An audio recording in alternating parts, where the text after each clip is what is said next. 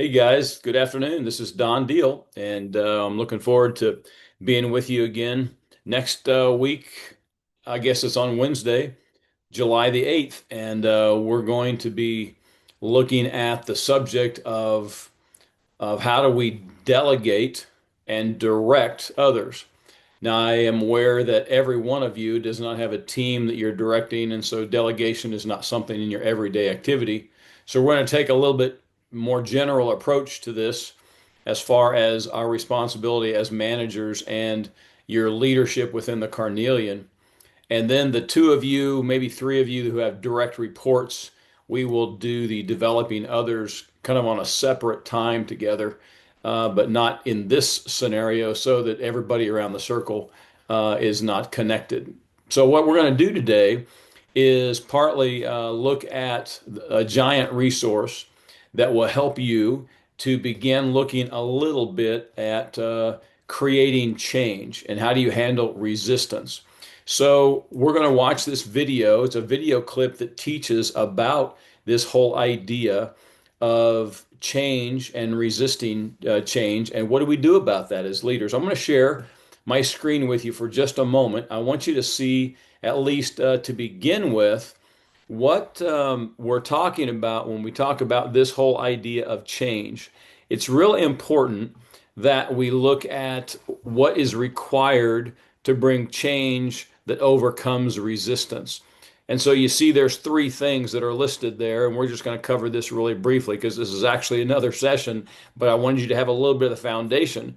Before you can approach resistance, you have to say, well, have I done a good job? Have we done a good job in communicating and doing well on where we want to go? So the three things there listed are dissatisfaction with the status quo, realizing that you don't want to stay where you are, you need to make improvement. The second is vision for the future. So, what is it that you want to change? What specifically do you want to be a part of the future when you get there? Then you know what success is because you know you've gotten there. So you have to define that, not just say, "Hey, we want to change or we want to improve." Well, how do you want to improve? You as leaders have to do a good job of listing specifically what that is that you want to change. And then the action step, of course. What is the next natural step to get to that point? How do you communicate it? How do you set up the system or the process or whatever? How are you going to implement that? So I'll stop sharing the screen there. You get the idea. I'll send you a copy of that, and so you can see that. Now, for today, and what I want you to watch before we come together next Wednesday is this session on overcoming resistance. Um, I know that in our conversation together, you've talked about resistance sometimes by the staff, not wanting to go along with ideas, maybe not understanding it, maybe just a basic disagreeable attitude, if that's indeed sometimes it's the case. So, as a manager, one of the things you were most responsible for doing is identifying places of resistance, understanding why that's being resisted, and then create a plan of how do we overcome that. So, hopefully, this will help you to identify three things. I'm going to share my screen with you once again. And this is the concept or the tool that you will see this time in this session. Let me slide that up just a little bit for my vision. There's three things there. Resistance is either a barrier, a hurdle, or a gap. And I'd like for you to take some time to write down what those are. And then after you're done watching the video, try to think back, think in the Carnelian context. What are the things that for you are a part of resistance of change? And what would you identify to be a barrier? What would you identify that might be a hurdle?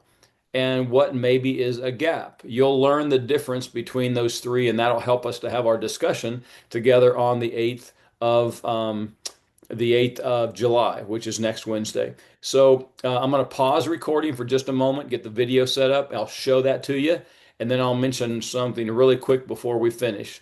All right? Hold on just a minute. Okay, I think we're ready. I'm going to share this video with you.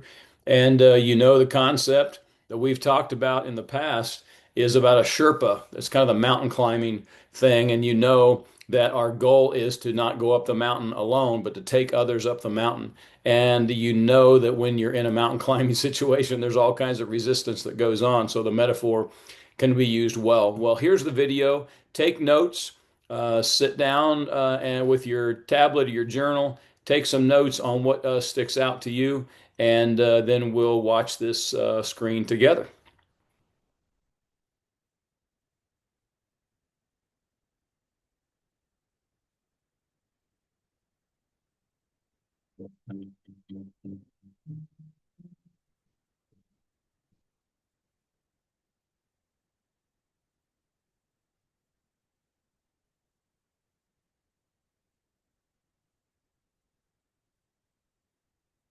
Last week, we dove right into the change equation. We looked at that session to help you understand what change was by looking at your dissatisfaction, talking about your vision, working on the natural next steps. But today, we talk about resistance. Now, resistance for a lot of people can be so difficult. I mean, I can tell you that there's certain people, certain times where I've felt resistance when maybe it wasn't as bad as I thought it was. But all resistance is not equal. Some of them are really, really hard, and some are very easy. Some of us, though, can't stand resistance. So at the slightest bit of it, we fold like cards. And so what we want to do today is unpack what resistance really is. If you think about it on the mountain, a Sherpa is always dealing with resistance. The resistance of the weather, resistance of just climbing, the resistance of their people maybe whining a bit, being tired, not making it. There's always something. But a Sherpa has that in mind. They know what level they want to get to. They have a vision for where they're trying to take people, and they work to get people to that level. So in the case of Sherpa training, in the case of the change equation, let's unpack resistance and what it is and what it isn't. We like to talk about resistance in three ways. There's barriers, there are hurdles, and there are gaps. Now, each one of them are completely different, okay? A barrier is like, it's not moving. I mean, it's resistance, meaning you're gonna have to work around it because the barrier is so strong.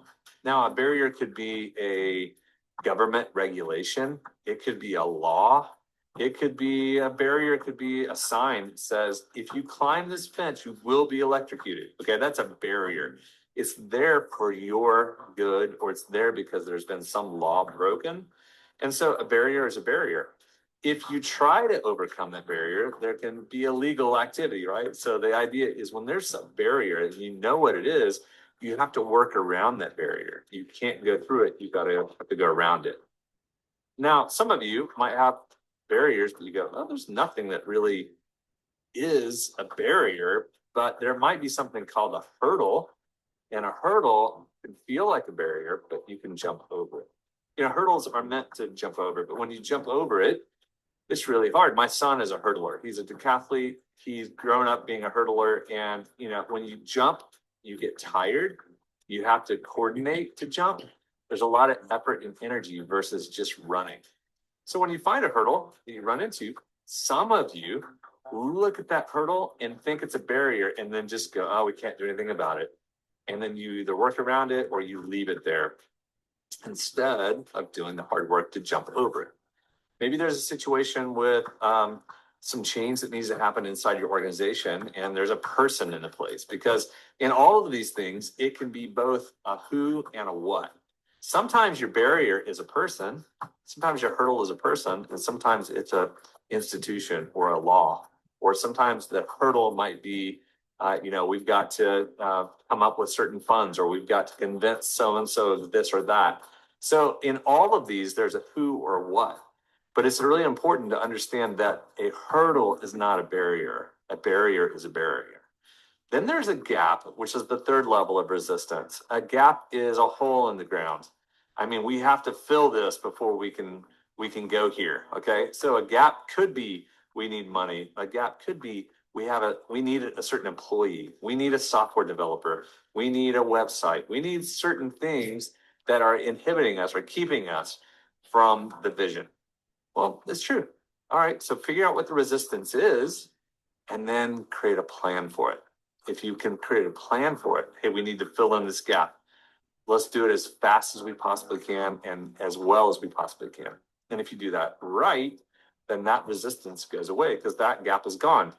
The hurdle, maybe we have to jump over it, but guess what? We jumped over it once. We never have to see that hurdle again. So you might only have 3 or 4 hurdles in front of you. You might have consistent hurdles that you have to jump over, but those aren't barriers. Those are just hurdles. And then you might have one or no barriers in place. So what I want you to do is I want you to think about the dissatisfaction from last time and the vision. What is it you're trying to accomplish? When you think of what you're trying to accomplish, what are the barriers? Are there any? Yes or no? Is it a person or is it a thing? A who or a what? What are the hurdles? Are there clear hurdles and what does it mean to jump over them? And are there any gaps, any holes, anything that we have to do to fill and make a level path for the team? And your 100 exercise is simply to list your barriers, your hurdles, and your gaps. And then your X challenge. All right, we will stop. We'll stop there, and we'll pick that up when we get together here in a couple of weeks. All right, next week, next Wednesday. The first one, of course, the barrier is something you can't do a whole lot about, and so I want you to focus on the hurdle, and then on the last one, which is the part that you and I can do something about, and that's a gap. What do we need to fill in? What is it that we're missing at this point? So take the time to do that. Let me know if you have any questions. Remember, the reason we're doing this is because we're trying to become the leader, a leader that people want to follow, not have to follow. We also know that a part of management and leadership and ownership is identifying gaps, challenges, barriers, and helping them to overcome those things so we can get to a new level. And that's what we're working on together. So we'll talk more about that next Wednesday. So watch that video, take some notes, write down some of the hurdles and the gaps that you see and what solutions possibly could come from that. And then we'll talk about it then. All right. We'll see you next Wednesday. Looking forward to it.